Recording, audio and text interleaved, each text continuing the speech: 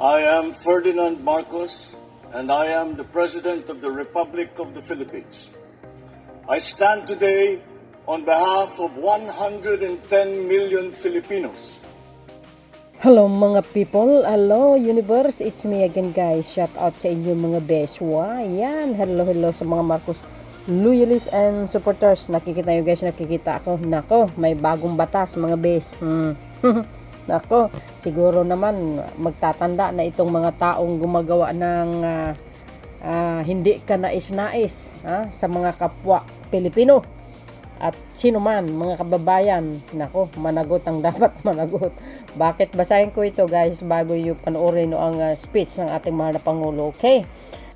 Sabi dito mga beswa, President Ferdinand R. Marcos Jr. signed into law Republic Act number 12009 or the new Government Procurement Act and Republic Act number 12010 or the Anti-Financial Account Scamming Act in a ceremony at the Malacanang Palace on July 20, 2024.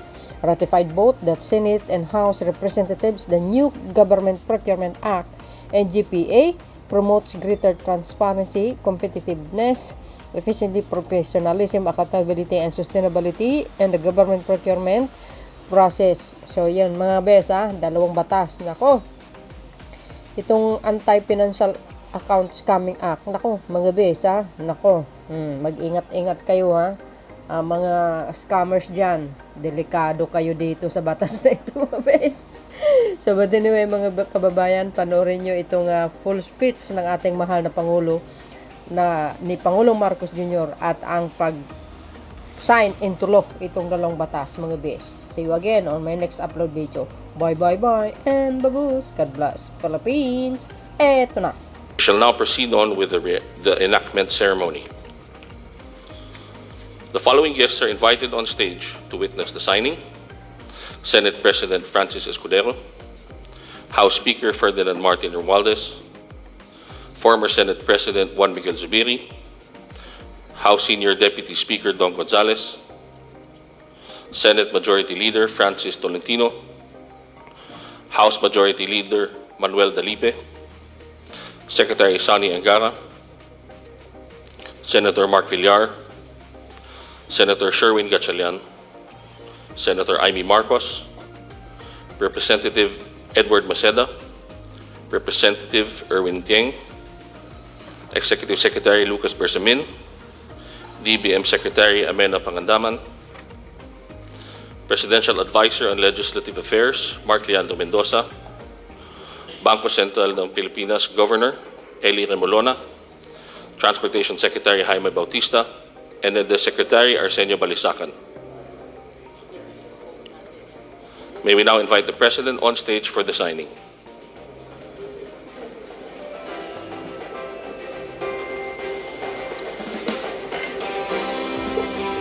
The President will sign the enrolled copy of the new Government Procurement Act, the harmonized version of Senate Bill number 2593 and House Bill number 9648 shall now be known as the Republic Act number 12009, entitled An Act Revising Republic Act number 9184, otherwise known as the Government Procurement Reform Act, and for other purposes. The contemplated law seeks to plug the loopholes in the current government procurement system and to introduce new modes towards a more economical and responsive procurement process.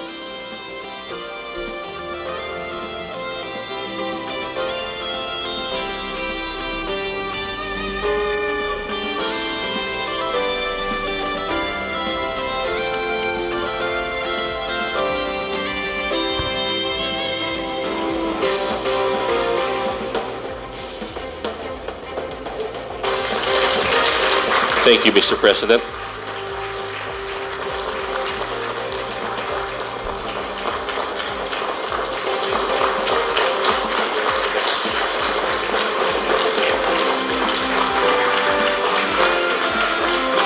We shall now proceed with the signing of the Anti-Financing Account Scamming Act. The harmonized vote on Senate Bill number 2560 shall now be known as Republic Act number 12010, entitled an act defining and penalizing financial account scamming and other offenses, and providing for the enforcement mechanisms therefore. The law mandates the implementation of robust security and authentication measures in an effort to combat financial fraud and financial cybercrimes, including money mule and social engineering schemes. Wala kayo. Narinig nyo yun, guys. Ayan, pinirmahan ng mahal na Pangulo, mga best. Congratulations. Thank you, Mr. President.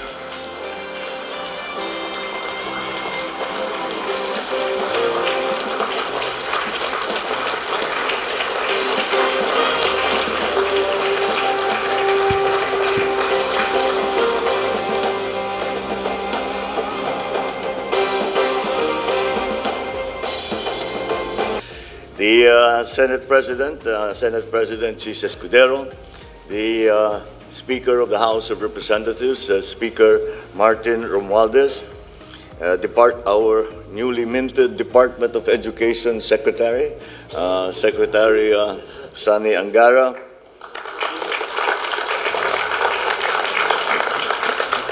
welcome to the wild, wild world of the Cabinet. Department of Budget and Management Secretary, Secretary Amina Pangandaman, the Presidential Legislative Advisor, Mark Leandro Mendoza. Okay. All my fellow workers, Bangko Sentral, Governor, Governor Eli Remolona, all my fellow workers in government, ladies and gentlemen, good morning. We have just signed into law 2 new bills that will move us closer to attaining a strong, more responsive and efficient bureaucracy and to establishing safeguards for the financial rights and welfare of every Filipino. First, we have the new Government Procurement Act, or the NGPA, which updated Republic Act number 9184, or the Government Procurement Reform Act. The NGPA streamlines the procurement process from 3 months to just 60 days by standardizing procurement forms and institutionalizing electronic procurement. One of the salient features of this law is the provision of 11 new modalities of procurement. This will afford greater flexibility for government agencies in choosing how to best acquire goods and services. The NGPA also introduces a new concept, the most economically advantageous responsive bid. This is actually an attempt to consider the qualitative, not only the purely quantitative, but the qualitative economic value of any proposal, as an alternative to the prevailing practice of which we now do, of choosing just the cheapest product, or what we now call the lowest calculated and responsive bid. This frees us from the obligation of selecting the lowest price bid when there is a better choice. This will ensure that we get not only the best prices, but the best deals for our clients, the Filipino people. Another important feature is the conduct of strategic procurement planning, which mandates more detailed and purposeful planning to increase the success rates of procurement transactions. In procurement, we also take into account our environment. The inclusion of sustainable and green public procurement practices in this law demonstrate the country's commitment in addressing the worsening pollution and challenges of climate change. The other important law that we have just signed today is the Anti-Financial Account Scamming Act, or AFASA. To combat the surge in crimes involving scams online, this new law mandates financial institutions to implement necessary safeguards to protect our citizens' accounts, and this is essential in this time as cyber criminals use technology to defraud fellow Filipinos, causing not only personal economic loss to them, but also a loss of trust in financial institutions. It will protect our people from falling prey to perpetrators who target their banks and e-wallet accounts.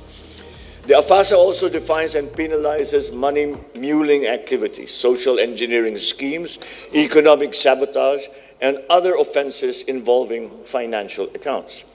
Moreover, this law authorizes the Bangko Sentral ng Pilipinas to investigate and inquire into financial accounts that may be involved in the commission of prohibited acts and to apply for cybercrime warrants with respect to electronic communications used in any violation of this measure. I hope that through this law, we can deter the majority of the financial scams that we have been seeing, while at the same time fostering greater trust in our digitization efforts. So at this point, I would like to convey my gratitude to our colleagues in the House of Representatives and in the Senate for passing these two very important laws. May you continue the streak of passing progressive, innovative, and people-centered laws.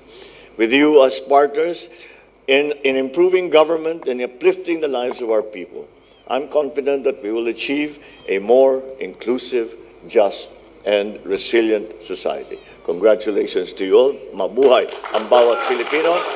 Mabuhay ang bagong Pilipino.